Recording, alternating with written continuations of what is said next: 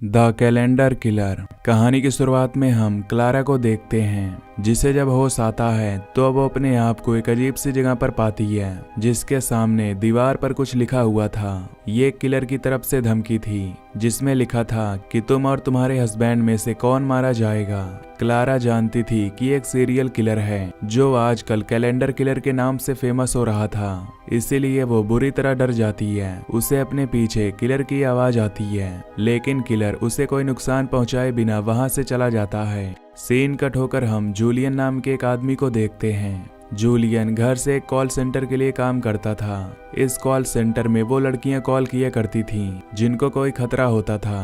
तभी जूलियन को एक कॉल आती है और लड़की जूलियन को बताती है कि उसके पीछे बहुत से लड़के लगे हैं। जूलियन उसे सुझाव देता है कि तुम आकर स्ट्रीट लाइट के नीचे खड़ी हो जाओ, जहां से लोग तुम्हें आसानी से देख पाएं, और अगर वहां कोई कार हो तो तुम उस पर हाथ मारकर उसका सायरन बजा दो। जूलियन के कहे मुताबिक लड़की बिल्कुल ऐसा ही करती है और कार का सायरन बजते ही वो सारे लड़के वहां से भाग जाते हैं, क्योंकि वो जानते थे कि अब यहाँ पर रहने वाले लोग घरों से बाहर निकल आएंगे और उस लड़की की जान बच जाती है।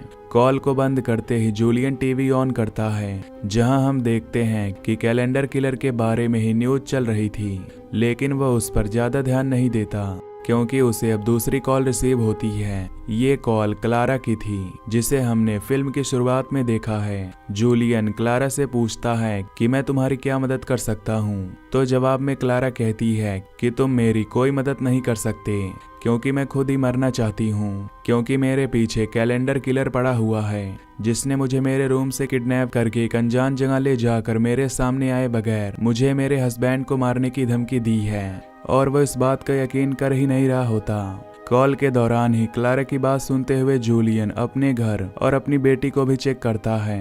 तभी सीन कट होकर हमें एक अनजान बूढ़े आदमी को दिखाया जाता है, जिसके हाथ में कैलेंडर किलर की धमकियों की पिक्चर्स हैं, और ये भी लग रहा है कि शायद यही किलर है। खैर अब फाइनली क्लारा को दिखाया जाता है, जो सड़क पर चल रही थी। इस टाइम क्लारा की हालत ऐसी थी जैसे किसी पार्टी से भाग कर आई हो। जूलियन से बात करते हुए वो कहती है कि मैं थक गई हूँ, इस जिंदगी से तंग आ गई हूँ। जूलियन घबराकर उससे पूछता है कि तुम इस टाइम कहाँ हो और तुम्हारा हस्बैंड कहाँ है। इस पर क्लारा उसे बताती है कि मैं अपने हस्बैंड के ही चंगुल से भागकर आ रही हूँ। जूलियन उसकी बात समझ नहीं पाता। तब क्लारा उसे बताती है कि असल में आज हमारी वेडिंग एनिवर्सरी थी। मेरा हस्बैंड मुझे एक बहुत बड़े रेस्टोरेंट पर डिनर करवाने के लिए लेकर गया। मैं बहुत ज्यादा खुश थी, लेकिन डरी हुई भी थी, क्योंकि उसे गुस्सा बहुत आता है और वो मुझे कभी भी किसी वक्त मार देता है, और अगर वो यहाँ सबके सामने मार देता तो उसकी क्या इज्जत रह जाती। वहीं पर मेरी एक लॉयर दोस्त भी मुझे मिली, जिसे देखते ही उसका मूड खराब हो गया, लेकिन उसने कोई रिएक्ट नहीं किया, और डिनर के बाद वो मुझे लिफ्ट के जरिए एक सीक्रेट फ्लोर पर ले गया। वहां पर एलीट क्लास लोगों की पार्टी चल रही थी।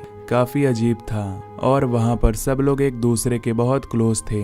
यहाँ पर आते ही मेरे हस्बैंड ने मुझे एक ड्रिंक पिलाई, और उसे पीते ही पता नहीं मुझे क्या हो गया और उसकी बॉडी ने काम करना बंद कर दिया, और ऐसी हालत का मेरे ही हस्बैंड ने अपने सारे दोस्तों के साथ मिलकर मजाक उड़ाया, और फिर मुझे एक टेबल के साथ बांध दिया जबरदस्ती, और सबने मिलकर उसे अब्यूज भी किया, और उसका हस्बैंड चुपचाप देखता रहा, क्योंकि उसे इसके बदले पैसे मिल रहे थे। क्लारा उससे बताती है कि जैसे ही मेरी हालत ठीक हुई और मैं चलने के काबिल हुई तो मैं वहां से भाग गई।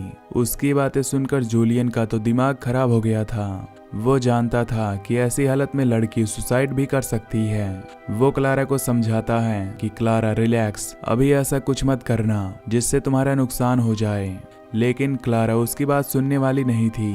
वो गाड़ी के साइलेंसर पर एक पाइप लगा देती है और उस पाइप को गाड़ी के अंदर छोड़ देती है और गाड़ी का इंजन ऑन कर देती है। वो जानती थी कि कुछ ही देर में धुआं इस गाड़ी में भर जाएगा और वो सफोकेट होकर मर जाएगी। इस दौरान जूलियन कॉल पर उसे समझाता रहता है कि क्लारा ऐसा मत करो, गाड़ी से निकलो, पर क्लारा को जैसे उसकी बातों का ख्याल ही नहीं था।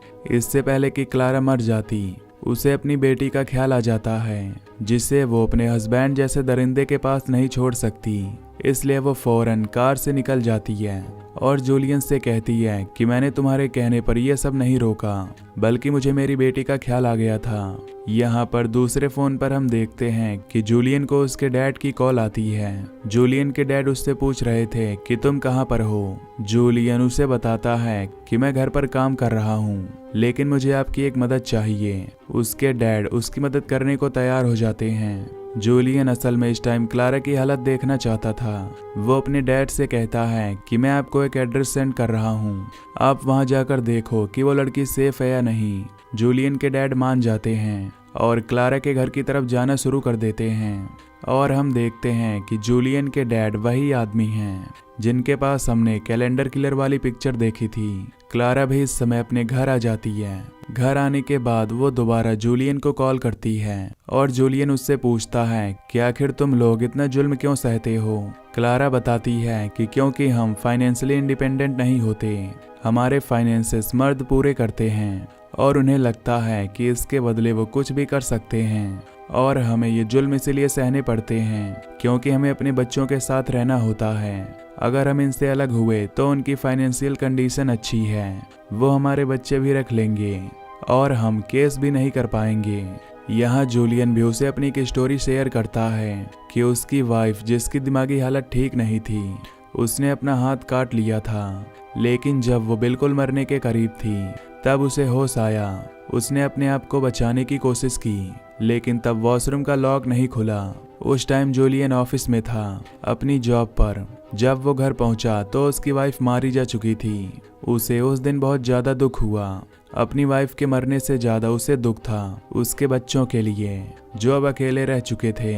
जूलियन बताता है कि अपनी वाइफ के मरने के बाद से वो वर्क फ्रॉम होम कर रहा है और खुद ही घर और बच्चों का ख्याल भी रखता है। यहाँ क्लारा से बात करते हुए जूलियन किचन में था, तभी वो नोटिस करता है कि उसकी शेल्फ से एक चाकू गायब हो गया है। उसे लगता है कि जरूर उसके घर में कोई घुस गया है। क्लारा की कॉल को होल्ड करके वो घर को चेक करने जाता है। दूसरी तरफ क्लारा के घर पर भी एकदम से उसका टीवी खुद ही ऑन हो जाता है, जिससे डर कर वो बंद कर देती है। और जब वो विंडो की तरफ आती है तो अब उसे विंडो पर दोबारा कैलेंडर किलर की धमकी लिखी हुई दिखाई देती है। वो इसकी पिक्चर लेकर जूलियन को सेंड कर देती है। यहाँ पर जूलियन, जिसे भी लग रहा था कि उसके घर पर कोई घुस आया है, वो बहुत सारा कांच अपने मेन डोर पर डाल देता है ताकि जो भी अंदर आए उसके पैर में ये चुभ जाए या इनके टूटने की आवाज से उसे पता चल जाए कि कोई उसके घर के अंदर आ रहा है। यहाँ हम देखते हैं कि जूलियन के डैड भी क्लारा के घर पहुंच जाते हैं। क्लारा ने उसे देख लिया था और क्लारा को लगता है कि यही जरूर किलर है, जिससे डरकर वो छुप जाती है। क्लारा के डैड जब घर के अंदर आते हैं तो उसे कोई नहीं मिलता और वो जूलियन को कॉल करके बताता है कि लड़की घर पर नहीं है और यहाँ पर सब कुछ ठीक है।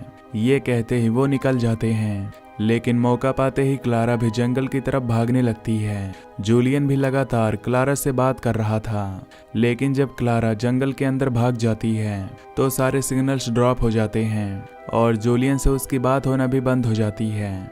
यहाँ भागते भागते क्लारा का पैर स्लिप हो जाता है और वो रोल होते हुए सड़क पर जा गिरती है। तभी वहां से एक कार गुजर रही थी और कार ड्राइवर उसे नोटिस करके उसकी मदद करता है। वो उसे उठाकर अपनी कार में ले आता है। क्लारा उसके हुलिये को देखकर डर जाती है क्योंकि वो सेंटा क्लॉज के कपड़ों में था, लेकिन वो आदमी उसे यकीन दिलवाता है कि वो क्लारा को कोई नुकसान नहीं पहुंचाएगा। उसने तो बस यहाँ क्लारा को देखकर उसकी मदद करनी चाहिए। सेंटा क्लॉज के कपड़े उसने इसीलिए पहने थे क्योंकि वो पार्टीज में बच्चों को खुश करने का काम करता था।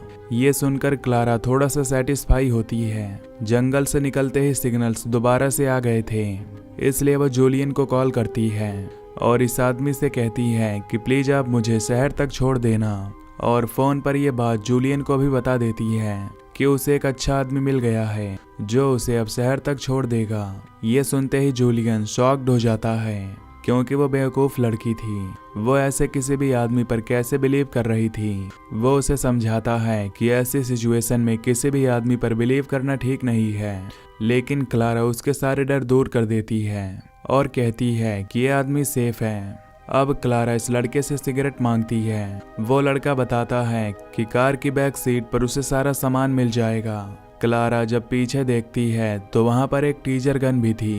तब वो आदमी बताता है कि ये टीजर गन तो मैंने अपनी सेफ्टी के लिए रखा है। क्लारा अभी भी जूलियन से बात कर रही थी। वो जूलियन को बताती है कि कैलेंडर किलर सच में उसके पीछे है, लेकिन जूलियन उसकी बातों पर यकीन नहीं करता।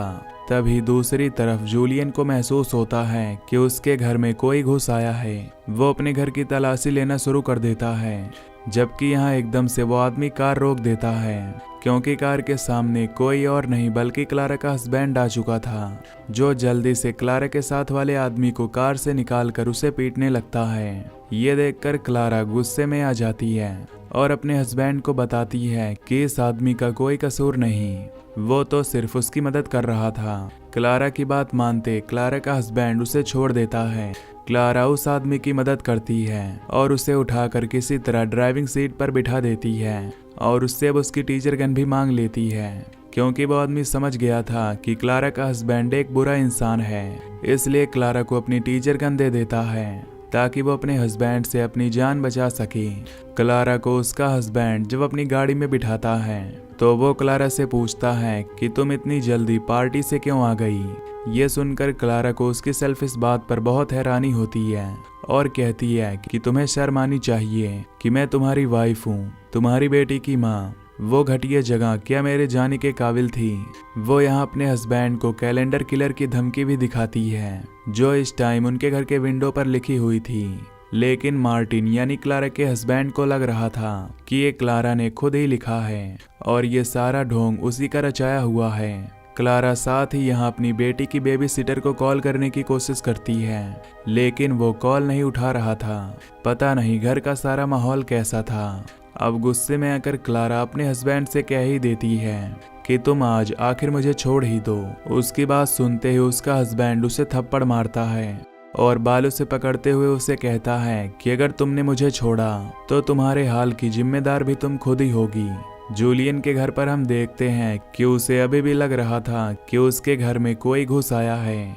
इन्वेस्टिगेशन करते हुए दोबारा जब वो मेन डोर तक आता है तो जो कांच उसने बेड के लिए बनाया था वो उसी के पैर में चुभ जाता है। लेकिन जब वो अपनी बेटी के रूम में जाता है तो वहाँ उसकी बेटी सुकून से सोई हुई थी, लेकिन उसकी अलमारी में अब उसे वो चाकू मिल जाता है जो किचन से गायब था। यानी यहाँ पर जरूर वो आया था जिसने किचन से चाकू उठाया और कोई बुरी हरकत करने के लिए वो क्लोजेट में छुप गया। और जैसे ही जूलियन को उसके घर में घुसने के बारे में पता चल गया तो वो चाकू छोड़कर यहाँ से भागने की कोशिश किया। जूलियन अब दूसरे रूम को चेक करने के लिए जाता है, जहाँ जाते ही एक आदमी उसके ऊपर हमला कर देता है, लेकिन जूलियन इन सब के लिए तैयार था। वो हाथ में पकड़े हुए चाकू से उल्टा उस आदमी के ही टांग पर हमला कर देता है। वो आदमी तेजी से बाहर विंडो की तरफ आ जाता है। बालकनी से होते हुए बाहर विंडोज की तरफ खड़ा हो जाता है। वो यहाँ से अपनी जान बचाकर जाना चाहता था, लेकिन जूलियन जानता था कि अगर वो यहाँ से गया तो उसकी जरा से भी गलती उसकी जान ले सकती है। जूलियन अब उसे हाथ देता है, लेकिन वो आदमी वहां से जंप कर देता है। जंप करने पर हमें इस घर का फ्रंट दिखाया जाता है। तो यहाँ सबसे बड़ा कहानी का ट्विस्ट ये रिवील होता है कि ये घर जूलियन का नहीं बल्कि क्लारा और मार्टिन का ही था, जिसमें इस वक्त जूलियन मौजूद था। और अगर ये घर क्लारा और मार्टिन का था तो घर में सोई हुई बेटी भी क्लारा की ही थी। जिस आदमी को हम घुसपैठिया समझ रहे थे वो असल में क्लारा की बेटी का बेबी सिटर था, जिससे जूलियन के बारे में पता चल चुका था और वो अपनी जान बचाने के लिए भागा, लेकिन उसकी खुद ही की जान चली गई। इधर हमें देखने को मिलता है कि जैसे ही क्लारा और मार्टिन अपने घर की पार्किंग में पहुंचते हैं तो क्लारा तुरंत ही टीजर गन से मार्टिन के ऊपर हमला कर देती है। अब क्लारा इस बात से अनजान थी कि उसके घर के अंदर पहले से ही किलर घुस आया है। वो तेजी से दरवाजा खोलते हुए अंदर जाती है और मेन एंट्रेंस पर ही कांच बिखरा हुआ था, जो असल में जूलियन ने एक ट्रैप के तौर पर बिछाया था। घर के अंदर काफी सारी लाइट्स और वहां पर एक लैपटॉप भी पड़ा था, जो उसका तो नहीं था। उसे समझ नहीं आता कि क्या हो रहा है। वो अपनी बेटी को देखने के लिए उसके रूम की तरफ जाती है तो अंदर जूलियन बैठा हुआ था। उसकी आवाज सुनकर क्लारा समझ जाती है कि ये वही जूलियन है जिससे वो बात कर रही थी और जूलियन ही किलर है। वो डर जाती है और जूलियन से कहती है कि प्लीज मेरी बेटी को कुछ मत करना। जूलियन उससे कहता है कि मैं उसे कुछ नहीं करूंगा, मैंने तो तुम्हारे आने से पहले यहाँ पर सारा ट्रैप बिछा दिया था। मैं यहाँ तुम्हारी जान लेने नहीं आया, मैं तो यहाँ तुम्हारी मदद करने आया हूँ ताकि तुम अपने हस्बैंड की जान ले लो और अपने आप को आज़ाद करवा लो। यहाँ दिखाया जाता है कि टीजर गन के हमले के बाद अब मार्टिन दोबारा ठीक तरह होश में आया था। वो अपने पास पड़ी चीज से गाड़ी का कांच तोड़ता है और बाहर निकलता है। जैसे ही वो घर के अंदर आता है तो उसे जूलियन नजर आता है। वो जूलियन पर हमला करने ही वाला था कि उससे पहले ही जूलियन उस पर हमला कर देता है और सीन कट होकर दोबारा हमें जूलियन के डैड को दिखाया जाता है जो इसी घर के आसपास घूम रहे थे। जब वो यहाँ पर क्लारा की बेटी के बेबी सिटर की लाश देखते हैं तो वो समझ जाते हैं कि जरूर उसका बेटा भी इधर है और वही यहाँ पर सबका कत्ल कर रहा है। और ये बात उसे तब पता चली जब वो अपने बेटे के घर गया तो उसे वहाँ पर कैलेंडर किलर की बहुत सारी पिक्चर्स दिखाई दी, वही धमकियों वाली पिक्चर्स जो रोज न्यूज में भी आ रही थी। इन सारी पिक्चर्स का उसके बेटे के पास होना ये साबित कर रहा था कि उसका बेटा ही सीरियल किलर है। फिर हमें दोबारा जूलियन, मार्टिन और क्लारा को दिखाया जाता है जहां पर जूलियन ने इन दोनों को बांध कर रखा हुआ है। वो क्लारा को समझा रहा था कि तुम क्यों इतना घबरा रही हो, मैं तो तुम्हारी मदद कर रहा हूँ, तुम बस इसे मार दो और अपनी जिंदगी आसान कर लो। यहाँ पर जूलियन उसे वजह बताता है कि आखिर वो ये सीरियल किलिंग्स क्यों कर रहा है। असल में वो भी मार्टिन की तरह ही एक बहुत बुरा हस्बैंड था, अपनी बीवी पर बहुत जुल्म किया करता था और फिर एक दिन उसके जुल्मों से तंग आकर उसकी बीवी ने सुसाइड कर लिया और उस दिन उसे एहसास हुआ कि आखिर उसने अपनी वाइफ को कितना तंग किया कि वो मर गई। अब उसे हर औरत का दुख फील होता था और उसने अब अपने आप को बदलते हुए ये फैसला कर लिया कि वो बाकी भी ऐसे सारे मर्दों को मार देगा जो अपनी वाइफ पर जुल्म करते हैं। वो अब क्लारा से कहता है कि आज ये मौका तुम्हारे पास है, पकड़ो चाकू और मार डालो इसे। पर क्लारा अपने हस्बैंड से बहुत ज्यादा प्यार करती थी, लेकिन जूलियन के फोर्स करने पर वो चाकू पकड़ लेती है, लेकिन अपने हस्बैंड पर हमला करने के बजाय वो पीछे से जूलियन की टांग पर हमला कर देती है, जिससे जूलियन जोर से चिल्लाता है और क्लारा को ही पकड़ लेता है। इससे पहले वो क्लारा का मर्डर करता, पीछे से गोली चलने की आवाज आती है और हमें दिखाया जाता है कि जूलियन मारा गया। गोली चलाने वाला जूलियन के डैड ही थे जो यहाँ पर इन लोगों को बचाने आ गए थे। क्लारा और मार्टिन उसे किलर न समझें, इसीलिए जूलियन के डैड उन्हें बताते हैं कि वो जब काफी दिन बाद जूलियन से मिलने उसके घर गए तो उन्होंने वहां पर कैलेंडर किलर्स वाली पिक्चर्स देखी और जब उन्होंने जूलियन को कॉल करके पूछा कि तुम कहाँ हो तो जूलियन ने झूठ बोला कि मैं घर पर काम कर रहा हूँ, जिससे वो साफ समझ गए कि जूलियन अपने ही ऐसे एक शिकार की तरफ गया है। जूलियन को ट्रेस करते हुए वो आखिर यहाँ तक पहुँच ही गए और उन्होंने 2 मर्डर होने से बचा लिए। क्लारा अब जाकर अपनी बेटी को गले लगाती है जो बिल्कुल सेफ थी। फिर हमें कुछ दिनों बाद दिखाया जाता है जहां हमें पता चलता है कि क्लारा का हस्बैंड मार्टिन एक बहुत ही बड़ी पोस्ट पर है।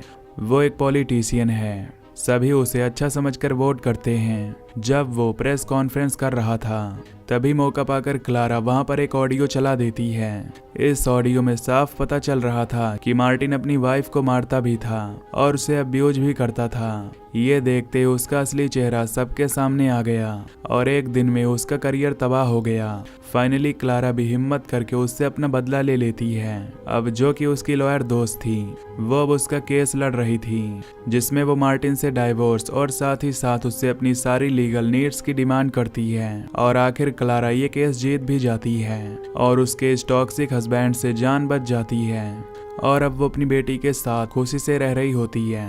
तो मैं मिलूंगा आपसे नेक्स्ट वीडियो में। Till then take care, love you, bye bye.